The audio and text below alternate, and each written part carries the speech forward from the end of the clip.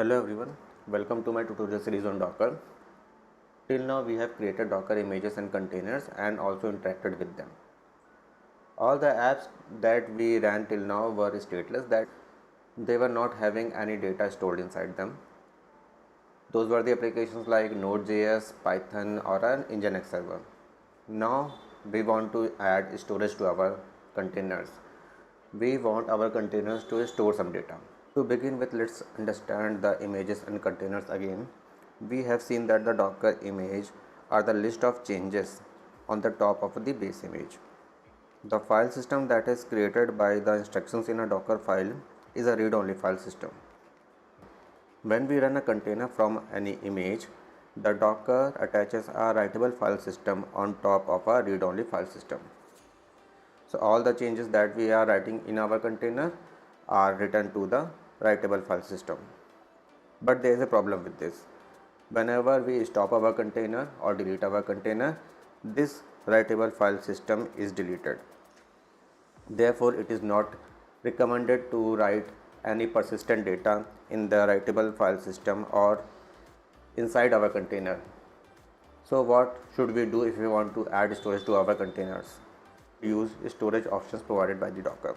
So what are the storage options provided by Docker? Docker provides three storage options: bind mount, temporary file system mount and the Docker volume. So first dive into the bind mount. So bind mount is like mounting a folder of the host machine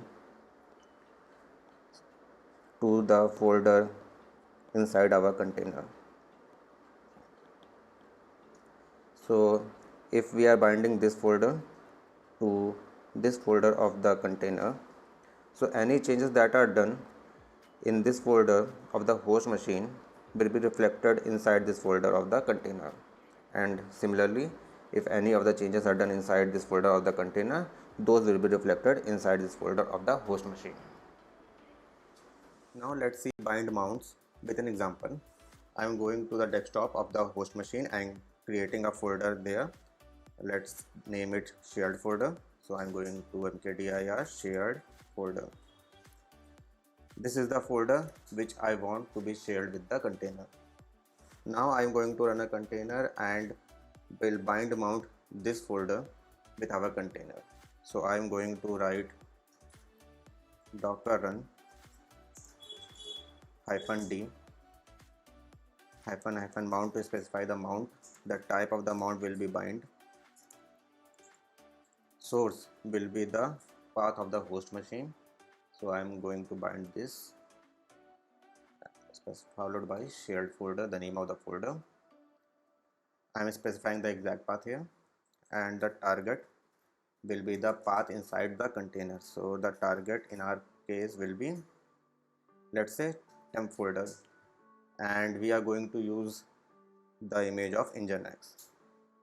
So we can see the container ID here, and if we run docker ps, we can see that our container is running. Now let's inspect our container. Docker inspect container ID. In docker inspect, we can see the information of the bind mount. We can see that the source folder is the shared folder on the desktop and the target is the temp folder inside our container. So now let's go inside our container. I will use docker ps to get the information of the container, and I will use docker exec to go inside the container, and inside the container I will go inside the temp folder and see the content of the file. We are inside our container here, and now on our host machine I will go inside the shared folder. I will create a file, let's say test.txt. We can see that a file text.txt exists inside the shared folder, and if we go and see the content of the temp folder, we can see the file text.txt is existing here. Now if we go and modify the content of the test.txt on the host machine, and if I go inside our container and see the content of test.txt, I can see that the content of the file is changed here.